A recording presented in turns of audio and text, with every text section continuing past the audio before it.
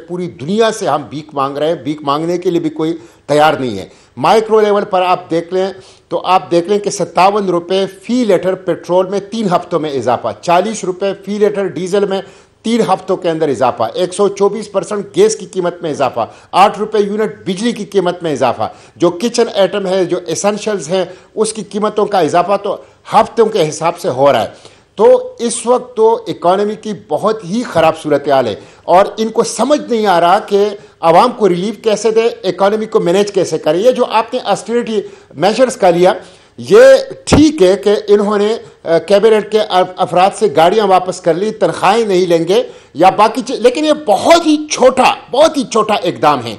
इनको अगर पाकिस्तान की इकॉनमी का इलाज करना है तो ऐसे सुपरफिशियल और ऐसे कॉस्मेटिक और ऐसे होम्योपैथिक और ऐसे पैच वर्क के साथ ये ना करें।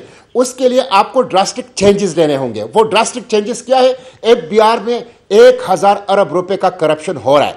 एफबीआर की रिस्ट्रक्चर कर लें, अपने टैक्स निज़ाम की रिस्ट्रक्चरिंग कर लें, नंबर 1। नंबर 2, डिफेंस का जो नॉन कॉम्बैट बजट है उसको कम से कम 50% कम कर लें। नंबर 3, गैर तरक्याती अखराजात, जिसका एक हिस्सा ये काबीना के अखराजात है, वो छोटा हिस्सा है, उस गैर तरक्याती अखराजात को खत्म करें।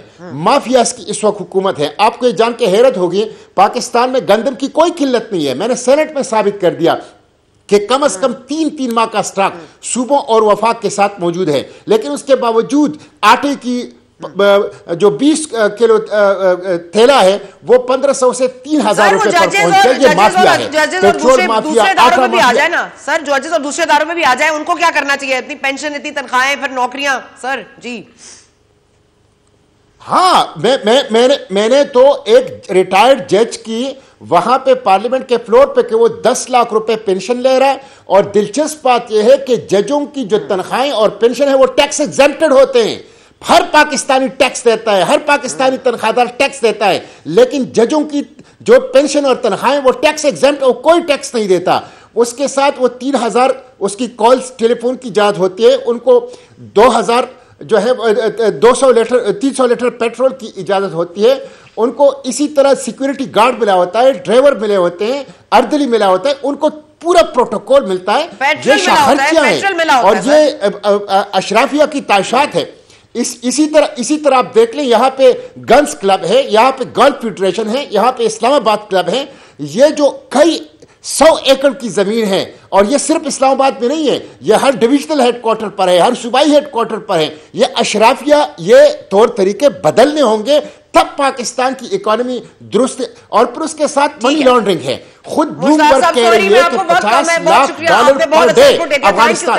इकोनॉमी ये फरमा दीजिएगा सेनेटर साहब, आप मुझे सुन पा रहे हैं? तो मैं सिर्फ ये पूछना चाहूंगी, क्योंकि इलेक्शंस तो कराची में भी हुए थे, हम यही बात कर रहे थे कि इलेक्शंस के बाद हर चीज बड़ी स्टेबल हो जाती है। तो ये तो अब कराची के बल्दियाती इंतखाबात के बाद आपको भी पता है कि कोई चीज स्टेबल नहीं हुई। अब तक ये तज़ब्ज़ुब का शिकार है, ये जो इनके इंतखाबात के नताइज आए हैं सामने। लेकिन अब इस तनाजुर में 2 जज साहिबान इनको नहीं पसंद, 2 जज साहिबान उनको नहीं पसंद। कल 9 रुकनी लार्जर बेंच आइन की तशरीह के लिए बैठेगा। अब आइन की तशरीह में ये बात भी आएगी कि क्या मतलब ये सिर्फ ये इलेक्शन कराने से भाग रहे हैं, या सदर साहब इमरान खान साहब को खुश करने के लिए जल्दी जल्दी खत लिख रहे हैं? तो सर, ये खतों किताबत आपको लग रहा है कहीं जा रही है? देखें, ये इलेक्शन तो 2 सूबों में कराना एक दस्तूरी तकाजा था, जिम्मेदारी थी, और इस मकसद के लिए गवर्नर्स को ख़त लिखा गया इलेक्शन कमीशन की तरफ से, लेकिन गवर्नर ने रिस्पांस नहीं किया। और उसके बाद सदर ने एक ख़त लिखा चीफ इलेक्शन कमिश्नर को, जो कि एक ओवर स्टेपिंग थी अपनी मैंडेट से भी, और उसकी वर्डिंग भी एक दस्तूरी इदारे इलेक्शन कमीशन के लिए ठीक नहीं थी। तो ज़ाहिर जब एक डेडलॉक पैदा हो गया था, और ये डेडलॉक अपने जो बड़ी सियासी जमातें हैं उनकी नाअहली है या उनकी नालायकी है कि जिसकी वजह से यह डेडलॉक पैदा हो गया, और इलेक्शन होना चाहिए था, ये कॉन्स्टिट्यूशनल तकाजा था। तो उसके बाद नज़र ये आ रहा था बिल्कुल वाज़ेह ही कि ये वाज़ेह तौर पर कि ये इलेक्शन कमीशन से मामला अब जाएगा सुप्रीम कोर्ट, और सुप्रीम कोर्ट चला गया। अब जब सुप्रीम कोर्ट चला गया तो उसमें बदकिस्मती से वहाँ जो लार्जर बेंच बना है उसमें ऐसे जज भी बैठे हुए हैं कि जिनके हवाले से एक तनाज़ा पहले से मौजूद है। हमारी पार्लियामेंट में भी उस पर बात हुई है, मीडिया में भी उस पर बात हुई है, और बजाय इसके कि उनके खिलाफ कोई कार्रवाई की जाती, कोई अकाउंटेबिलिटी की जाती, वो जो बेंच बना है वो भी एक गैर मुतनाज़ा बेंच नहीं होगा। इसलिए मुझे डर है कि उस बेंच से जो भी फैसला आएगा उस फैसले के ऊपर सवालात जो हैं वो उठेंगे। तो ये एक डेडलॉक की कैफियत है और पहली मरतबा मैं पाकिस्तान की तारीख में देख रहा हूँ कि पार्लियामेंट रिडंडेंट है, हुकूमत मुतनाज़ा है, इलेक्शन कमीशन को मुतनाज़ा बनाया गया है, सुप्रीम कोर्ट के अंदर फैसला गया, वो भी वहाँ पे भी एक तनाज़ा और एक कन्फ्यूजन मौजूद है। पहली मरतबा कॉन्स्टिट्यूशनल बॉडीज़ कि जिन्होंने मिलकर बुनियादी मसाइल हल करने हैं वो सब के सब ना सिर्फ एक दूसरे से एक पेज पर नहीं है बल्कि किसी न किसी तनाज़े का वो शिकार है। तो ये एक बड़ी खौफनाक और बड़ी ख़राब सूरत हाल है मुल्क के लिए। तो सर आपको क्या लगता है क्या होने जा रहा है अगर हम अब ये अफोर्ड नहीं कर सकते? महंगाई का तो एक समंदर है, ऑस्टेरिटी मेजर्स आपके सामने है शहबाज शरीफ साहब के, वो तो मुझे नहीं लगता कि कोई महंगाई को काउंटर कर सकेंगे। सर इस तरफ जिस तरफ मुल्क चल पड़ा है इसको कैसे रोकेंगे, कैसे इसमें पीस लेकर आएंगे, कैसे अमन लेकर आएंगे? एक जेल भरो की तहरीक कर रहा है, दो बड़ी बड़ी जमातें अपने सामने एक दूसरे को देखना नहीं चाहती, इलेक्शन हो जाएंगे तो पता नहीं सर, आपको पता है सिक्योरिटी के हालात क्या है, तहरीक तालिबान पाकिस्तान के हवाले से क्या बड़ा थ्रेट है। तो ये तमाम तर चीजें बड़ी ज्यादा परेशान कौन है सर? आपको क्या लगता है किस तरह निकलेंगे हम इस पूरी?